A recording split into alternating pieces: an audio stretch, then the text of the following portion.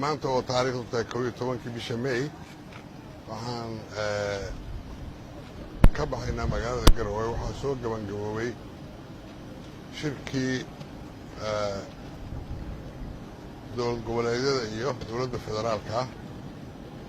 kaas oo runtii ku dhammaaday si aan u fiicnayn dalka iyo dadka midna laguna farxin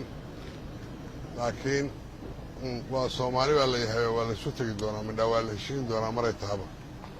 laakiin hadda nasiib darro dowladda federaalka haba yaraatee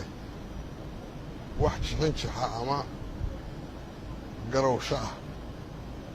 oo wax alaalay wixii dhibaato jiray oo ka mid ahayd sharcigii oo doorashooyinka ka mid yahay arrinta Galmudug oo aad ogtihiin xaalkeeda oo ay aad iyo aad maaragtay gardarre iyo colaad badan ku hayaan arrintii khayraadka midii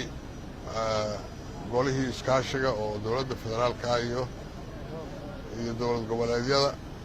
aad iyo aad ayaan uga xunnahay intaasoo dhan dowladda federaalka ay wacyi diiday inay ka garowdo weliba midka labadan sharci oo batroolka iyo ama khayraadka iyo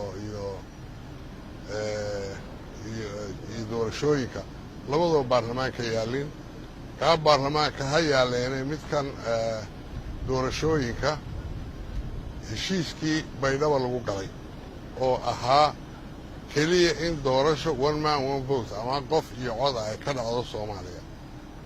ayaa la badiyey wax kaloo badan baa lagu daray waxaa la geeyey xagga waxayna ballantu ahayd arrimaha kaloo dhan in laga tashado meesha waxaa ka socda wada tashi la'aan waxaa kaloo aad iyo aad looga hadlay maqaamka Muqdisho oo dad badan oo Soomaaliya ku nool yihiin wax ugu ganaan lahayn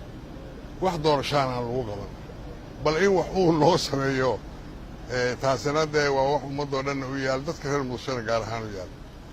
in laga hadlo oo dhowr milyan oo qof ay xuquuq la'aan noqoto ama aysan doorasho gelin waa arrin fiican maaha marka arrinta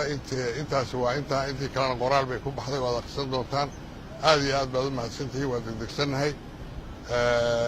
ummadda Soomaaliyeed waxaan aad iyo aad aan ugu guubaabinayaa inay fadhiga ka kacaan oo sidaan dalkii ugu dumay waana baaba'aya in wax laga qabto oo ummaddu isugu timaado caqli la isu geeyo ayaa loo baahan yahay haddii caqli la waayo sidaan lagu sii socdo dalku wuu dumayaa qarannimadina way lumaysaa maanta waxaa ka fiican dhowr iyo sagaashanaadka ayaa dalku ka fiicnaa oo ka nabad badnaa oo waad aragteenoo magaalada xamar baa cashuurtay waxaa qaadanaya shabaab bakaalahay ka qaataan cashuur maxkamadaha ay wax ku kala xukumaan xamar weynay ku yaalleen aad iyo aad bay nasiib darro u tahay dadka ayaana loo baahaya arrinta inay ka dhiidhiyaan